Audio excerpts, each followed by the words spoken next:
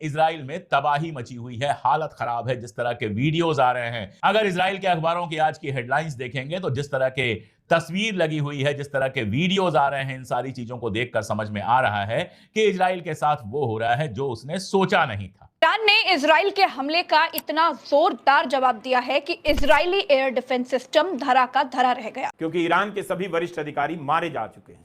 लेकिन ईरान ने तुरंत ही जवाब दे दिया। ईरान के सुप्रीम कमांडर अयातुल्लाह खामेनेई ने कहा है कि ईरान की सेना पूरी ताकत से लड़ेगी और इसराइल को घुटने पर ला देगी। ईरान की जनता को आश्वासन दिया है कि इस मामले में कोई चूक नहीं होगी। अब तक इसराइल ने ईरान के अंदर 200 लोगों को मौत की घाट उतार दिया। ऐसा ही सुना आपने, 200 लोग, जिनमें अधिकतर औरतें और बच्चे हैं। और दूसरी तरफ ईरान ने 14 इसराइलियों को मार दिया है, जिनमें कुछ औरतें भी। इस वक्त ये टकराव बहुत ही निर्णायक दौर पर है दोस्तों, क्योंकि बेंजामिन नेतन्याहू ने स्पष्ट कर दिया है कि हम किसी भी कीमत पर इस हमले को नहीं रोकने वाले हैं। यह हमला दिनों नहीं, हफ्तों नहीं, महीनों चलने वाला है। ईरान ने अपने जवाबी हमले में इसराइल के साथ वही किया जो इसराइल ने ईरान के साथ किया। इसराइल और ईरान के बीच युद्ध राजधानी टू राजधानी चल रहा है। पहले इसराइल ने ईरान की राजधानी तेहरान पर हमला किया, फिर ईरान ने तेल अवीव पर 160 मिसाइलें गिरा दी हैं। इसराइल और ईरान के बीच लड़ाई फिलिस्तीन को बचाने से कहीं आगे निकल चुकी है दोस्तों। अब लड़ाई इस बात की है कि इजराइल चाहता है कि ईरान परमाणु बम ना बनाने पाए। दोस्तों नमस्कार, स्वागत है आपका न्यूज लगभग एक और नए वीडियो में। दोस्तों अब ईरान और इजराइल का जो युद्ध है वो अब राजधानी टू राजधानी होने लगा है। यानी कि इजराइल ने जो है कि ईरान की राजधानी पे अटैक कर रहा है और इजराइल जो है कि ईरान की राजधानी पे अटैक कर रहा है। ये दोनों देश मिल करके आपस में पिछले 3-4 दिनों से आपस में ही जो है कि अटैक किए जा रहे हैं और दोनों देशों को काफ़ी नुकसान हो रहा है। दोस्तों इसको लेकर के रवीश कुमार, अभिसार शर्मा और अशोक कुमार पांडे और प्रज्ञा जी ने साफ साफ बताया है कि जिस तरह से ये लोग राजधानियों के ऊपर अटैक कर रहे हैं और उनके सैन्य ठिकानों और जो उनका एयर डिफेंस सिस्टम है उसको भी ध्वस्त कर रहे हैं और दोनों देश अपनी ताकत को बाखूबी जो है दिखा रहे हैं एक दूसरे के ऊपर। और दोस्तों इसी तरह से चलता रहा तो आगे आने वाले समय में दोनों देशों को काफ़ी ज़्यादा नुकसान, जो पहले अटैक हुआ था उसमें काफ़ी ज़्यादा नुकसान उठाना पड़ा है। लेकिन दोस्तों ये सारा मामला केवल ईरान के परमाणु बम बनाने को लेकर के ही ये सारा मामला हुआ है और जो है इजराइल नहीं चाहता है कि वो ईरान जो है परमाणु बम बना ले। लेकिन इसको लेकर के अगर ईरान परमाणु बम बना लेता है तो इजराइल का मानना है कि वो मुस्लिमों देशों में सबसे ज़्यादा वरिष्ठ हो जाएगा और उसे मान जान मिलने लगेगा। इसी को लेकर के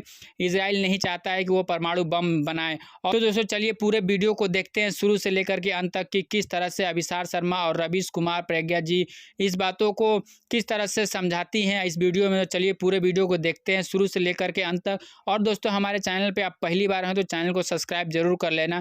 इजराइल की राजधानी तेल अवीव पर 6 मिसाइलें गिरी हैं। ये जो तस्वीर आप देख रहे हैं ये तेल अवीव की है।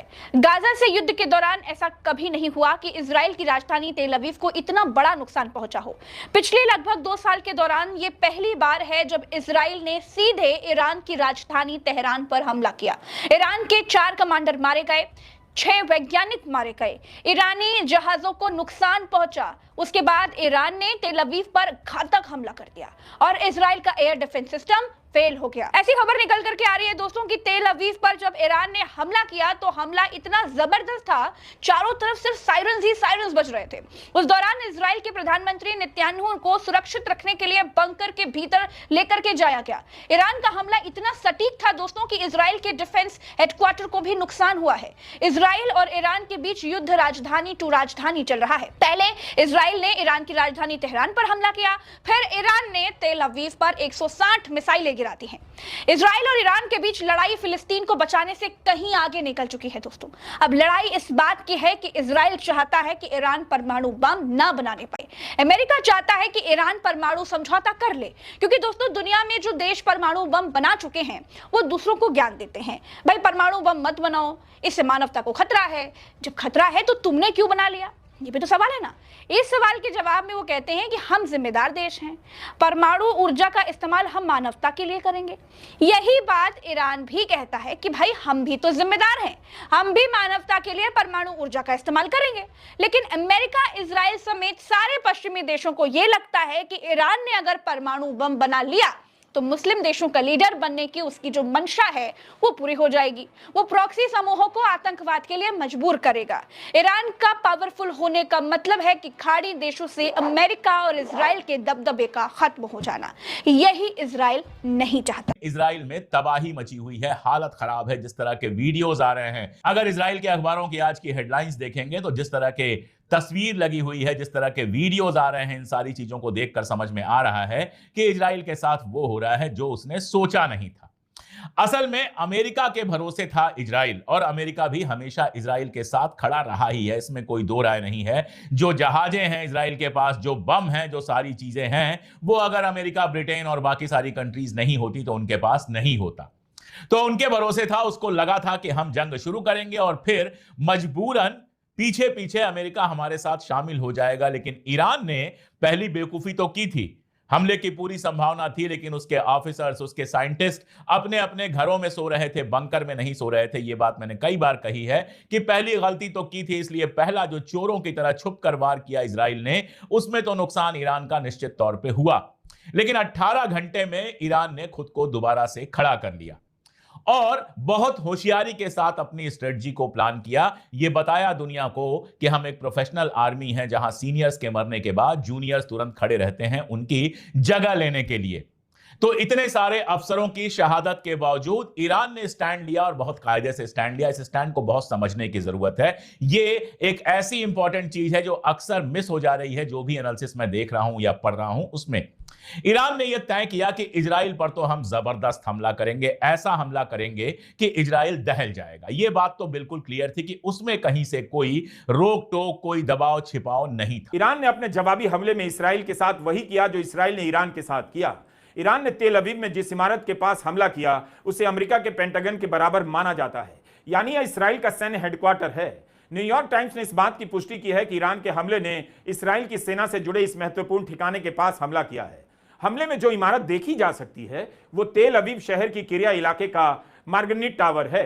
यह इसराइल डिफेंस फोर्सेस के हेडक्वार्टर के काफी करीब है। इससे पता चलता है कि कम से कम एक ईरानी मिसाइल इसराइल की सेना के संवेदनशील ठिकाने के पास गिरी है।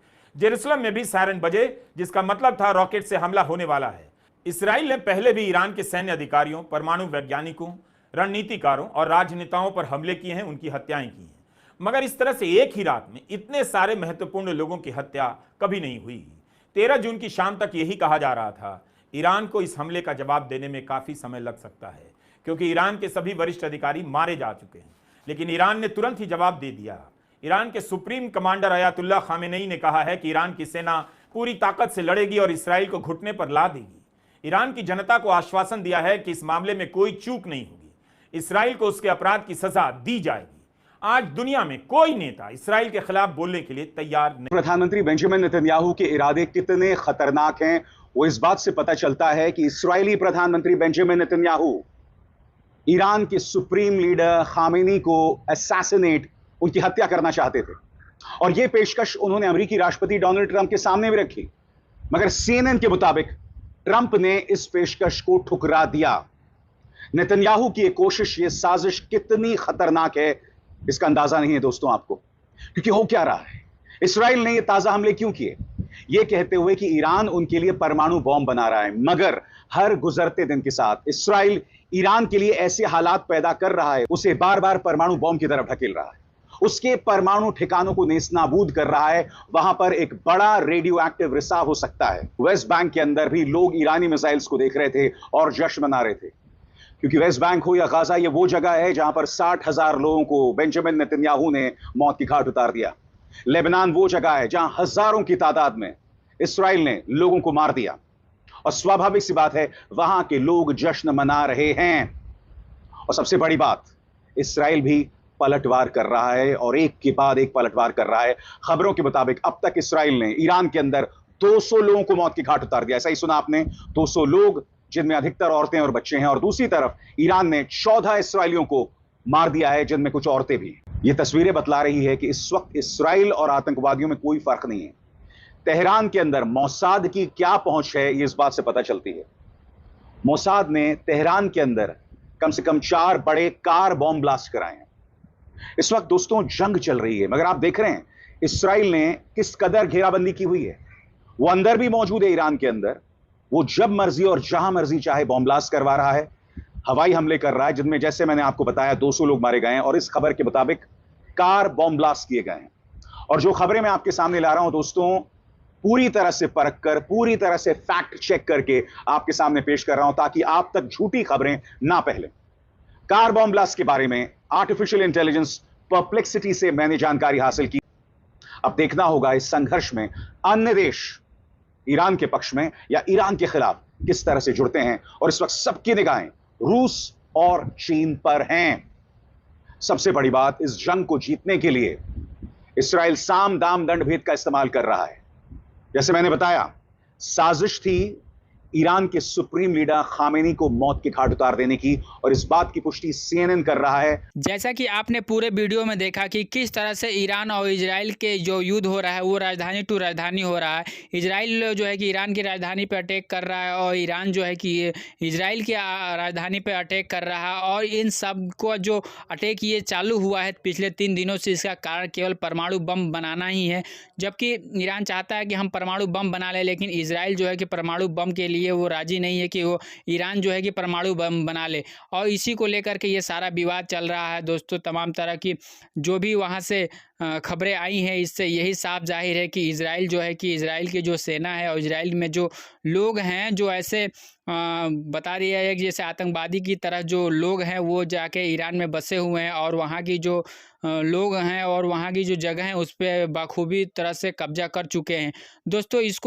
ये सारी बातें हमने इस वीडियो में जाना और ये भी जाना कि किस तरह से जो है कि ईरान और इजराइल दोनों आपस में ही राजधानी टू राजधानी वार कर रहे हैं, जिससे काफ़ी नुकसान हो रहा है। दोस्तों, आपकी अपनी पर्सनल राय क्या है इस वीडियो पे ज़रूर लिखिएगा। वीडियो अच्छी लगी हो तो वीडियो को लाइक शेयर और हमारे चैनल को सब्सक्राइब जरूर करें। हम दोस्तों आपके लिए देश दुनिया से जुड़ी हुई खबरें और समाचार आप चैनल के माध्यम से रवीश कुमार और तमाम वरिष्ठ पत्रकारों के न्यूज़ चैनलों से लेके आते हैं और आपको सच्चाई दिखाने की कोशिश करते हैं। तो दोस्तों, आपको कैसा लगता है ज़रूर लिखिएगा। वीडियो अच्छी लगी हो तो वीडियो को लाइक कर दीजिए, शेयर कर दीजिए और हमारे चैनल पर पहली बार हो तो चैनल को ज़रूर सब्सक्राइब कर दीजिएगा। और तो दोस्तों, आज के लिए बस इतना ही। फिर मिलते हैं एक नई वीडियो नए टॉपिक के साथ। तब तक के लिए नमस्कार, सलाम और सत श्री अकाल। फिर मिलेंगे। खुदा हाफिज़। आपका दिन शुभ हो।